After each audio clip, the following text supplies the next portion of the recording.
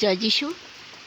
যিশু নামে সবাইকে স্বাগত জানাই। আশা করি ঈশ্বরের কৃপায় সবাই ভালো আছেন, সুস্থ আছেন এবং স্বাভাবিক আছেন। আজকের এই সুন্দর সময়, সুন্দর মুহূর্তে ঈশ্বর দিয়েছেন পিতা, পুত্রের পবিত্র আত্মায় অসংখ্য অসংখ্য ধন্যবাদ জানাই, গৌরব করি, প্রশংসা করি।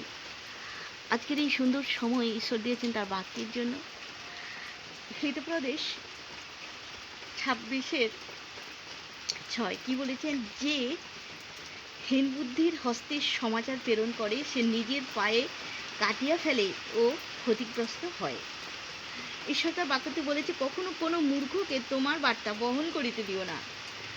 যদি তা করো তাহলে তা হবে নিজের পায়ে নিজে কুড়ুল মেরে সমস্যার সৃষ্টি করার মতোই ব্যাপার। তো বন্ধুরা, আমরা কোনো মূর্খ ব্যক্তিকে যেন আমরা কোনো বার্তা, কোনো খবর দিয়ে না পাঠাই আত্মীয় স্বজন পরিজনের কাছে। কারণ আমাদের আমরা বিপদে পড়তে পারি, নিজের পায়ে নিজে কুড়ুল মারার মতন সমস্যায় পড়তে পারি। জয় যিশু। সবাই ভালো থাকবেন, সুস্থ থাকবেন। প্রভু সমস্ত ঈশ্বর সমস্ত বাক্য দ্বারা আমাদের সচেতন করেছেন। তাই প্রভু যিশুর মহান নামের গৌরব করি, প্রশংসা করি। সবাই ভালো থাকবেন, সুস্থ থাকবেন, আর প্রভু যিশুরই গৌরব মহিমা প্রশংসা করতে থাকুন। জয় যিশু।